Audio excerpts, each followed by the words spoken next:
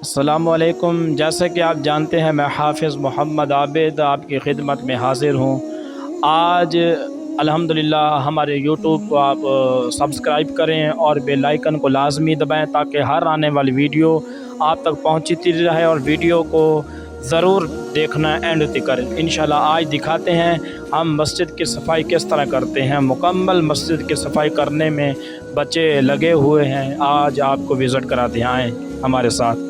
ये देखें,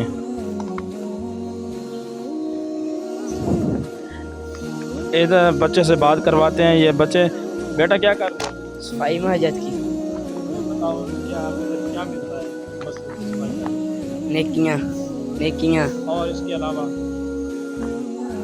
तो सीधे होकर खड़े हो ना। हाँ, नेकियों के अलावा दिल को सुकून मिलता है। हाँ जी।